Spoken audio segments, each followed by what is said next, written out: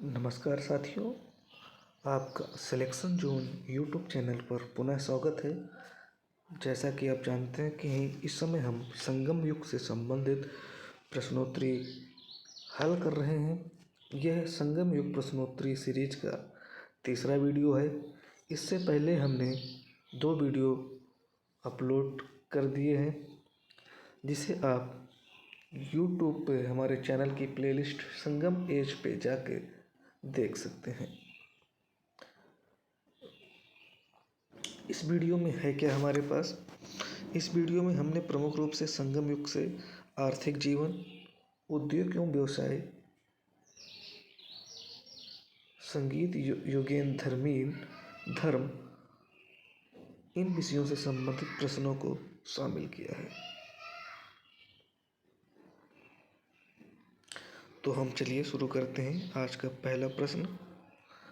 पहला प्रश्न है, संगम युग में नेथल क्या था? संगम युग में नेथल क्या था? ऑप्शन है आपके, वह समुद्रवर्ती क्षेत्र जहाँ मछुआरा और नमक बनाने वाले लोग रहते थे। ऑप्शन 2 है, वह स्थान जहाँ पशुपालक रहते थे। ऑप्शन तीसरा है आपका, एक प्रकार का रेगिस्तानी भाग। ऑप्शन चौथा है, एक उपजाऊ कृषि भाग। तो इसका सही जवाब है एक। संगम युग में नेथल समुद्रवर्ती क्षेत्र था जहाँ मछुआरा और नमक बनाने वाले लोग रहते थे। इसके विषय में थोड़ा और जान लेते हैं। नेथल समुद्रवर्ती क्षेत्र था, यहाँ का मुख्य उत्पादन नमक मछली था। यहाँ मछुआरे और नमक बनाने वाले रहते थे। संगम काल में भूमि के मुख्य 5 प्रकार मिलते हैं। नंबर 1, मरुदम। यह उपजाऊ कृषि भूभाग था जिसमें धान, वज्जी, कच्ची आदि फसल पैदा होती थी। एक कुरंची था। इस प्रकार की भूमि में ज्वार, धान, बांस, चीड़ आदि उत्पादित होता था। अधिकांश कृषक इसी क्षेत्र में रहते थे। प्रश्न आ जाए, संगम काल में अधिकांश कृषक किस भूमि के प्रकार में रहते थे? तो इसका सही उत्तर होगा कुरंची। अगला है मुले। यहाँ पशुपालक ज़्यादा रहते थे। नेथल के बारे में बता दिया कि यह समुद्रवर्ती क्षेत्र था और यहाँ का मुख्य उत्पादन नमक एवं मछली था। और पाले भी एक प्रकार का भाग था, जिसे रेगिस्तानी भाग होता था। उत्पादन यहाँ बहुत ही कम होता था। यहाँ के निवासी अधिकतर लूटपाट, चोरी करते थे। अगला प्रश्न के बारे में जानते हैं। अगला प्रश्न है, संगम युग में कौन सा उद्योग प्रचलित था, सर्वाधिक प्रचलित था? वस्त्र, धातु, तेल, मद्य। तो इसका सही जवाब है वस्त्र। संगम काल में वस्त्र उद्योग सर्वाधिक प्रचलित था। धातु, तेल, मद्य भी प्रचलित थे, लेकिन अगर बात सर्वाधिक की जाए तो वस्त्र उद्योग सर्वाधिक प्रचलित था। कौन सा उद्योग प्रचलित था सबसे ज़्यादा? सर्वाधिक प्रचलित था वस्त्र उद्योग। अगला प्रश्न देखते हैं, और जो पूछ लेता है, उरैया एवं मदुरा वस्त्र उद्योग के प्रमुख केंद्र थे। उरैयोर एवं मदुरा वस्त्र उद्योग के प्रमुख केंद्र थे। मदुरा के बारे में हम जानते हैं कि प्रथम संगम यहीं आयोजित हुआ था, जिसके अध्यक्ष अगस्त थे। अगला प्रश्न देखते हैं, निम्न में कौन सा बंदरगाह समुद्री मोतियों के लिए विख्यात? निम्नलिखित में कौन सा बंदरगाह समुद्री मोतियों के लिए विख्यात था? ऑप्शन है आपका कोरकाई, ब्रैकेट में है कालवी, इसका दूसरा नाम कालवी भी था। दूसरा ऑप्शन है मुसरी, तीसरा ऑप्शन है सलियूर और चौथा ऑप्शन है नौरा। तो इसमें है, इसका सही जवाब होगा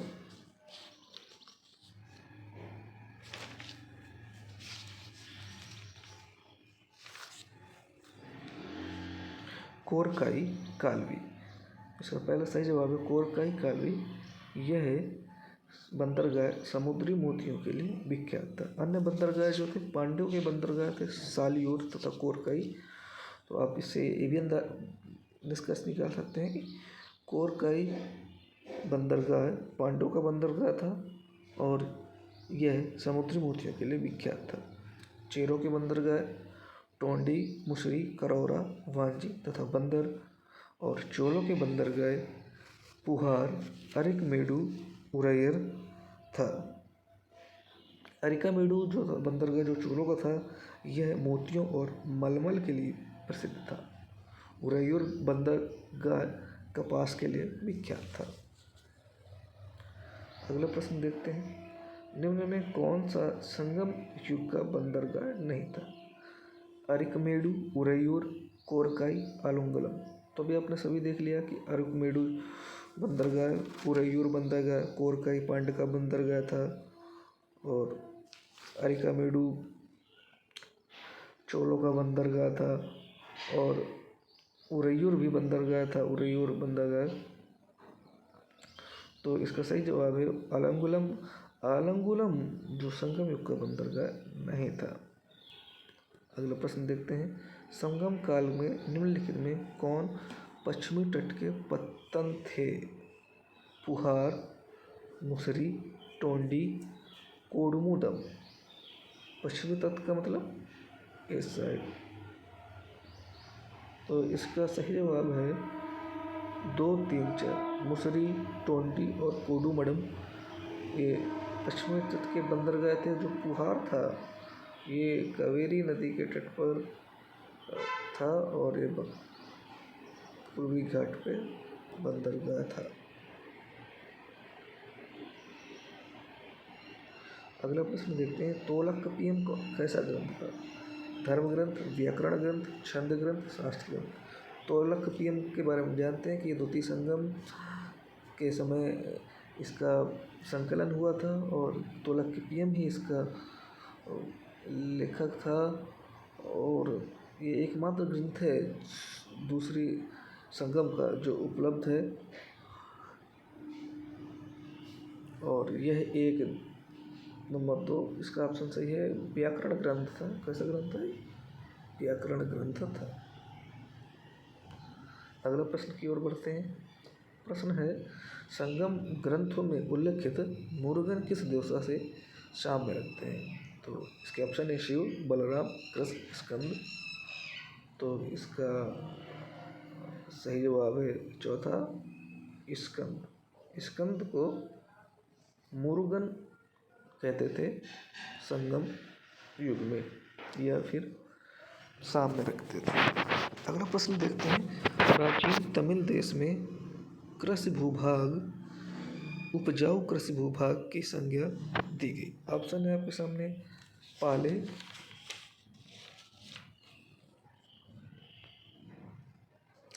मरुदम, नेथदल, मोल्लई। नेथदल के बारे में आपको बता दिया गया, ऊपर प्रश्न में आया था कि एक प्रकार का यहाँ नमक और मछुआरा बनाने वाले लोग निवास करते थे। मरुदम उपजाऊ क्षेत्र है कृषि के लिए और इसका सही उत्तर है ऑप्शन 4 मरुदम। और इसकी विस्तृत व्याख्या पूर्ववर्ती प्रश्न में इन सभी के बारे में की गई है, पाले, मुल्लाई, नेथदल और मरुदम के बारे में, जिसे आप देख सकते हैं। अगला प्रश्न है, महाभारत के सर्वप्रथम महाभारत के सर्वप्रथम तमिल अनुवादक कौन थे? ऑप्शन है पेरुंदिवर, कंबर, सुंदरमूर्ति, भारव।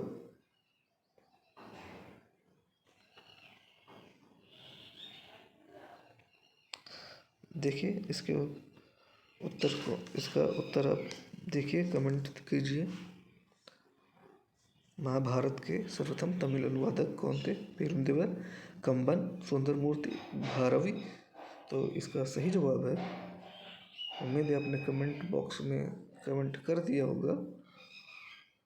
इसका सही आंसर है पेरुंदेवर। पेरुंदेवर ने महाभारत का सर्वप्रथम तमिल में अनुवाद किया था। अगला प्रश्न देखते हैं, निम्नलिखित में कौन संगम युग का लोकप्रिय देवता नहीं था? मुरुगन, इंद्र, विष्णु, गणेश। चौथा नंबर इसका सही है, गणेश संगम युग का लोकप्रिय देवता नहीं था। विष्णु को तमिल रूपांतरण तिरुमल है। विष्णु के मंदिर को विन्नगर कहा गया है। इंद्र के मंदिर को वज्रकोटम कहा जाता था। ये प्रश्न भी आ सकते हैं कि विष्णु को किस नाम से जानते थे या कैसे तिरुमल के रूप में पूजे जाते थे आदि। अगले प्रश्न की ओर बढ़ते हैं, संगम युग में चोल राज्य की राजधानी उरैयूर से पुहार स्थानांतरित करने का श्रेय किसे जाता है?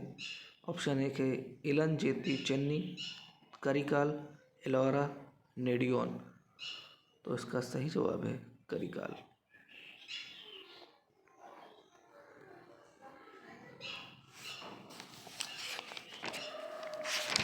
इसका सही जवाब है करिकाल पुहार, और पुहार को ही अन्य नाम कावेरी पट्टनम से भी जाना जाता था। कावेरी पट्टनम जो कि एक बंदरगाह था पूर्वी तट पर। नागपट्टनम भी बंदरगाह था। अगला प्रश्न बढ़ते हैं, संगम युगीन चोल शासकों का धर्म था शैव, जैन, बौद्ध, वैष्णव। तो इसका सही जवाब है शैव। संगम युगीन चोल शासकों का धर्म शैव था। अगला प्रश्न बढ़ते हैं, संगम कालीन वह तमिल साहित्य जिसमें भक्त प्रहलाद का वर्णन मिलता है। संगम कालीन वह तमिल साहित्य जिसमें भक्त प्रहलाद का वर्णन मिलता है। ऑप्शन है आपका पारिपदल, कालिथुके,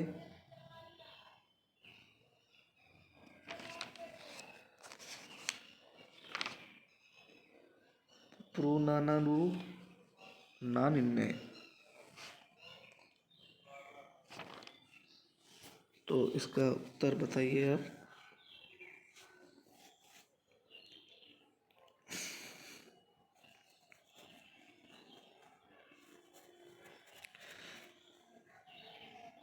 इसका उत्तर आप कमेंट बॉक्स में बताइएगा। फिर भी इसका उत्तर हम बता देते हैं। इसका उत्तर है परिपदल। परिपदल परिपदल में ही भक्त प्रहलाद का वर्णन मिलता है। तो आज की वीडियो में इतना ही, भाग 3 की वीडियो में। और अगर आपको वीडियो अच्छा लगा हो तो लाइक करें, सब्सक्राइब करें, अपने सुझाव ज़रूर कमेंट करें। इस सीरीज़ का आखिरी भाग 4 बहुत जल्दी अपलोड होगा, जिसमें मिश्रित प्रश्न शामिल किए जाएंगे संगम युग से संबंधित, और वो है इस युग से का फाइनल वीडियो होगा। और इन चारों वीडियो को देखने के बाद कोई भी प्रश्न आप कम से कम राज्य स्तर एसएससी रेलवे की परीक्षाओं में गलत नहीं करेंगे। तो आज फ़िलहाल इस वीडियो में इतना ही। देखने के लिए आपका धन्यवाद।